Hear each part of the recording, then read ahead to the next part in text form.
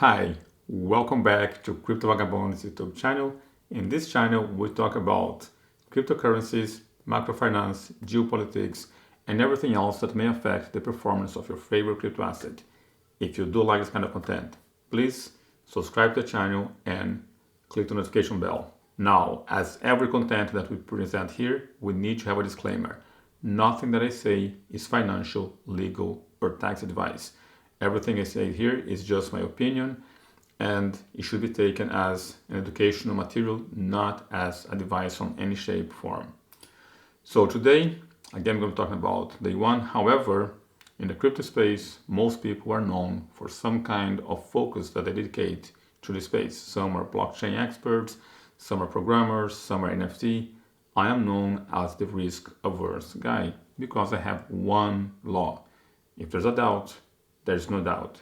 And what that means is if there's a doubt, I do not have a doubt, I will not move on with my investment. Now, today again, we're going to be talking about, as you can see above there, the yuan and the US dollar. Now, has been a lot of conversations, a lot of headlines, and some people believe it's the end of the dollar, some other people believe the yuan is going to overtake the dollar, and I want to bring some clarity to this situation. I don't want this to be a FUD, I don't want people to take this emotionally, I want to give you a rational view on this. So we're going to go on the following roadmap. First, we're going to talk about the Chinese yuan versus the US dollar, as you can see above there. Then we're going to be talking about countries that are abandoning the USD, and then we're going to be talking about the possibility of the yuan replacing the dollar. Now, first, again, let's look at the Chinese yuan versus US dollar. Before that, we're going to define what is a currency, since those two are currencies. The Chinese yuan is a currency and the US dollar is another currency. So let's define currency. Currency is a medium of exchange. It's not the same as money. Money is a store of value. A medium of exchange is a currency. Some money can become currency, but not all money has to become currency. So medium of exchange is something that makes a currency. So let's look at this. Normally, a currency is issued by a government and is generally accepted at its face value. And the reason why I'm saying this is because there are some currencies that are not accepted by their face value. There's some exceptions to that. One exception, of course, is India. So here we have the US dollar, and the US dollar is not just a currency within the United States of America, it is also a currency for the world. Now, there was a time where the US dollar was backed by gold, meaning the dollar was defined by a certain amount of gold. And of course, that changed. Around 1930s, I think it was 1933, the US depegged the US dollar for their civilians. And of course, in 1971, Nixon depegged the dollar globally. So there's a difference. In the 30s, it became non-convertible, meaning it was still defined by a certain amount of gold, but citizens in America could not claim their gold with the US dollar. Now, what happened is after Bretton Woods, the US dollar became the global reserve currency and it's supposed to be pegged by gold for other countries to use dollar and then have their currencies pegged the dollar. So the idea was you have gold, the dollar is pegged to gold, and then the other currencies are pegged to the dollar, and that would mean all the other currencies were via the dollar pegged to gold. Of course, then France came, gave back their dollars, sailed away with gold. Nixon saw that as a possible threat because he realized if other nations in Europe would come to US and claim their gold, they would run out on gold and there would be currencies, more currencies outside in circulation than there was gold to back it up. So then Nixon suspended the gold, and this is the image on Sunday afternoon when he came and said, no longer you can convert your dollars into gold. That was for the European countries. And of course, after that, the dollar became the petrodollar when Saudi Arabia was requesting that all the payments for any transaction petrol to be done in the dollar. And then the dollar became the world reserve currency. So you can see here, as a reserve currency, the US dollar accounts for 60% of all reserves, the euro for 21%, the sterling, pound, the British, the UK currency, 5%, the Japanese, 6%. And if you look at this, that means the Japanese yen is in third place. And then you have the Chinese renminbi and then others. So the US dollar accounts for 60% of central bank reserves. And now let's look at the yuan. Yuan, of course, is the currency of China. And then you have here yuan and renminbi, which is the official name of the currency. So yuan is the unit of account, renminbi is the official name, the same way you have the USD and US dollar.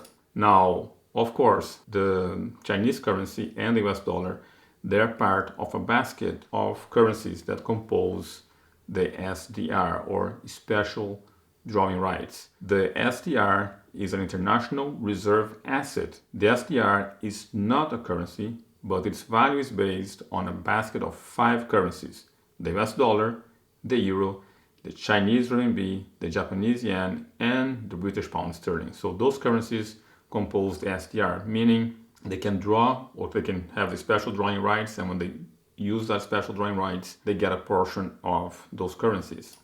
Now, this is the distribution on the SDR. The US dollar makes 43.38, euro 29.31, Chinese renminbi 12.28, 7.59, and 7.44. So this is the weights or the percentage distribution of those currencies on the SDR. And of course, the SDR belongs to the International Monetary Fund. Now let's look at the most used currencies. You can see here most used currencies. The darker green is by November 22 and the lighter green by November 2020, meaning the darker green is most recent. Now you can see here US dollar, it went up from 2020 to 2022. Now you can see here the euro actually went down in terms of usage. And you can see the British pound went up, Japanese went down, the renminbi went slightly up, making 2.37%. The US dollar is increasing its use much more than the Chinese one. So now let's look at countries that are leaving the US dollar and moving into the Chinese yuan. That's why the graph here shows the dollar going down and the yuan going up for those countries. So countries that are using the Chinese yuan, and here is the graph showing how much they increase. Now let's look at this. Venezuela opts to use the Chinese yuan for oil trade. Now remember, Venezuela is on embargo. Venezuela is pretty much a dysfunctional state, communist state, and they don't have dollars. So what they have to use, whatever is being offered to them. And of course, they're going to use the Chinese yuan. So even though Venezuela is using the Chinese yuan, it doesn't really hurt the dollar because Venezuela, again, it is sanctioned. They don't have access to the dollar. They have no option but use whatever is being offered. And in this case, the Chinese yuan. Now, you can see here, Russia turns to China's yuan in effort to ditch the dollar. Again, Russia is a sanctioned country since the conflict began about a year and a half ago. Now, of course, if you are being sanctioned by the US dollar, you have to use whatever is there. Also, Russia has good trade with China. So if you're being sanctioned and you don't have access to the dollar, you might as well use the yuan. So again, it's a new country using the yuan, but it is a country that has no access to the US dollar or diminished their access to the US dollar. Argentina. Argentina has to spend all its dollar. Argentina is, I would say, the most bankrupt state. They spend a lot of money. Argentina, if you go to the history of Argentina, is the one country where the money printer ran out of money. They print so much money to a point where the money printed was not enough to just buy new paper to the printer. And again, they spend all their dollars. They are in a collapse, dysfunctional, financially speaking state. They have no option but use the Chinese yuan. So those countries may be called, oh, they're walking away from the dollar. They already don't have dollars or they don't have access to the dollars. Saudi Arabia. Now here we have a country that does make a difference. Saudi Arabia is very significant. Saudi Arabia was the country that started to demand US dollars in exchange for petrol, regardless of which country were buying petrol from them. So here we have a country that if they move into the yuan, we have a significant move because again, they produce a lot of petrol. I think they're the third largest petrol producer in the world. So yes, Saudi Arabia is not like Venezuela, it's not like Argentina, and it's not like Russia. So here's a country that has significance. Iraq, again, another sanctioned country. Again, the only exception is Saudi Arabia. Iraq is already a sanctioned country. They don't have much access to the dollar. They're moving into yuan doesn't really hurt the dollar. So we already look at the countries that are moving out of the US dollar and embracing the yuan, or countries that are embracing the yuan, and the only significant one, and very significant, is Saudi Arabia. Now let's look at, is the yuan replacing the US dollar? And again, this movement of the yuan, or this idea of creating a new currency, comes from the BRICS. And the BRICS stands for Brazil, Russia, India, China, and South Africa. And you can see here the leaders: China, Russia, Brazil, India, and South Africa. Now, the first time I heard about BRICS was in the year 2005, and I know there was no BRICS in 2005, but the conversation and dialogue was there, and I heard about it. So when I heard about BRICS, I was already concerned because none of those countries, Brazil, Russia, India, China, or South Africa, you have capital freedom. You have the freedom to move your capital internationally. So here we go. Russia talks of prospects of BRICS countries developing a new currency. And again, these countries creating a new currency will be great. They would have a currency among themselves. However, I don't see this threatening the dollar because those countries, again, you don't have the capital freedom. You can't move your capital out of those countries. And I think that is an issue. So now let's analyze the power of China versus the US. Let's look at international commerce. We're going to look at central bank reserves and credit international debt of those two currencies, yuan and the US dollar. Now, trading power. In the year 2000, these are the countries that trade with China. You can see here, and there was Paraguay down there. And these are the amount of countries, or the countries that are trading with China in 2020. So yes, China has increased their trading power between the year 2000 and the year 2020 immensely. But remember, China is pretty much the manufacturer of the planet. Try to find an item in your house that is not made in China. And today, that US doesn't produce as much, US pretty much exports inflation. And if you don't understand this, let me know in the comments below, and I'll make a video about why I say that US pretty much exports inflation. Now, let's look at international payments, right? Here you see yuan and the US dollar. So the number one is US dollar. As you can see in this graph, the amount of international payments performed with the US dollar has increased between 2021 and 2023, and the amount of international payments made with Chinese Yuan has decreased very slightly, but it is a decrease. And yes, even though trading has increased, those tradings are not performed on the Chinese Yuan. Now let's look again at reserves, and this is a graph that may not make sense for some of you, so I have a few graphs to show different things. So you can see here, 15th of August 1971, that's when Nixon depegged the dollar. So you can see here in the blue is the line for the dollar, and you can see it decrease and continue decreasing. And of course, Paul Volcker saved the system. There was a lot of inflation, and what he did is he increased rates, and you can see that gradually in the 80s increased the amount of reserves in the US dollar. So the US dollar makes for over 50% of reserves pretty much since the year 2000. And yes, there was a decrease in 1980 and it's going up.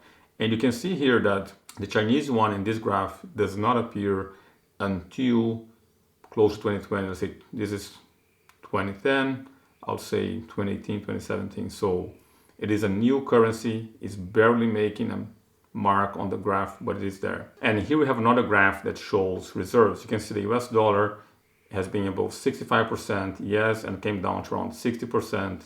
The euro is pretty much a flat line at 20%. And then you see here, RMB very low, way below 5%. As you saw there, is between 2 to 3%. Let's look at the graph of the global debt.